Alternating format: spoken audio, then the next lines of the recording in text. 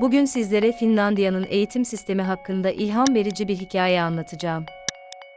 Finlandiya, dünyanın en iyi eğitim modellerinden birine sahip olarak bilinir ve bu başarı sadece tesadüf değildir.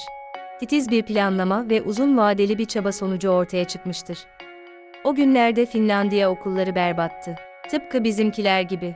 Dünya çapında çocuklara test uygulandığından biz ve Finlandiya hemen hemen aynıydık. Yani diğer ülkelerin altında bir yerlerdeydik.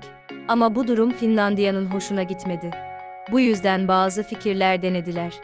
Ve kısa sürede dünyanın en iyisi oldular. Öğrencileri dünyada bir numara oldu. Peki, bunu nasıl yaptılar?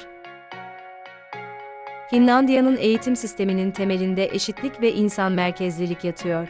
Ülke, eğitimde sosyal eşitsizliği azaltmak için çaba sarf ediyor.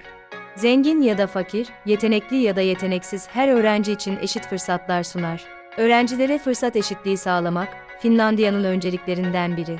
Bu da Finlandiya'nın eğitimdeki başarısının temel taşlarından biridir. They do not have homework. Wait, so you reduce the homework you give them at school? Yes. They should have more time to be kids, to be youngsters, to enjoy the life. So they have no homework. What if all they want to do is climb a tree? They could climb a tree, yeah. They can climb a tree, then they learn how to climb a tree. But they'll end up, while climbing the tree, probably finding out about different insects, and they can come to school next day telling me about what they found. Finlandiya'da öğrencilere çok az ev ödevi veriliyor. Bunun yerine Finlandiya, eğitim sistemini öğrencilerin okul dışında da kendilerini geliştirebilecekleri zamanı desteklemek için tasarlamıştır. Bu, öğrencilerin ders dışı ilgi alanlarına daha fazla zaman ayırmalarına olanak tanır. Finlandiya'daki öğretmenler, yüksek niteliklere sahip ve öğrencilere en iyi eğitimi sunabilmek için sürekli olarak eğitimlerini güncellerler. Öğrencilere bireysel dikkat sunarlar ve öğrenci merkezli bir yaklaşım benimserler. Bu da öğrencilerin daha iyi performans göstermelerine katkı sağlar. Compared to the older kids, how many hours a day do the younger ones go to school? Mondays 3 hours, Tuesdays 4 hours. It varies. It's 20 hours a week. So they're, oh man. Now, does this 3 or 4 hours at school include the lunch hour? Yes. How are they learning anything? How are you getting anything done? Your brain has to relax every now and then.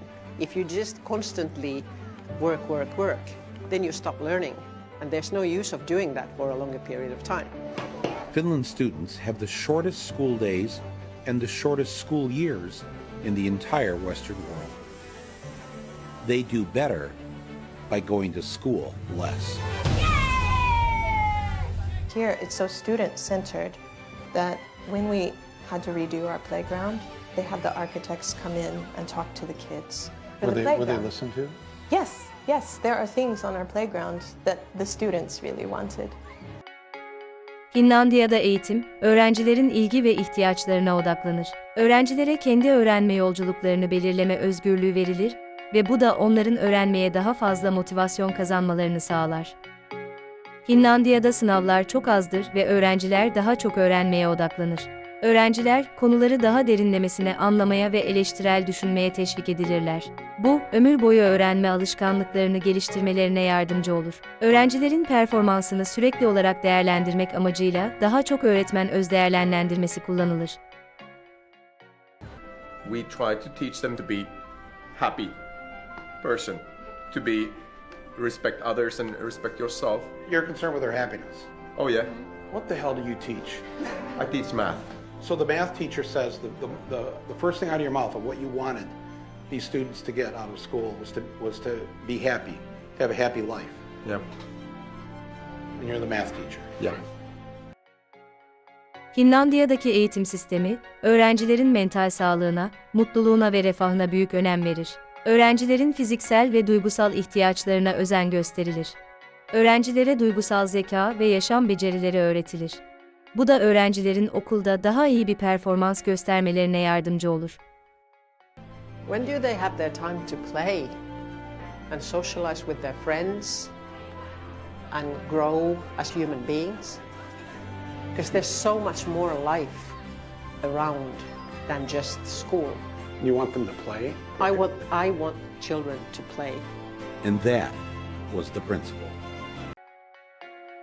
Finlandiya, okul öncesi eğitime yatırım yaparak çocukların erken yaşta eğitim almalarını teşvik eder. Bu, öğrencilerin ilerleyen yıllarda daha başarılı olmalarına yardımcı olur. Finlandiya, eğitimde dünya liderleri arasında yer alırken, öğrencileri de uluslararası sınavlarda üst sıralarda yer almaktadır. Ayrıca Finlandiya eğitim sistemi, dünyanın dört bir yanındaki ülkeler için bir ilham kaynağı olmuştur. Sonuç olarak, Finlandiya'nın eğitim sistemi, eşitlik, öğrenci merkezli ve öğrenme odaklı bir yaklaşım, öğretmen kalitesi gibi temel prensiplere dayalı olarak dünyanın en başarılı eğitim sistemlerinden birini oluşturuyor. Bu model, dünya genelindeki eğitim sistemleri için bir ilham kaynağıdır. Umarım bu video Finlandiya'nın eğitim sistemi hakkında size ilham vermiştir. Eğer bu konuyla ilgili daha fazla bilgi almak isterseniz, lütfen yorumlar bölümünde sorularınızı sormaktan çekinmeyin. Eğitim hakkında daha fazla içerik görmek isterseniz, lütfen kanalıma abone olmayı unutmayın.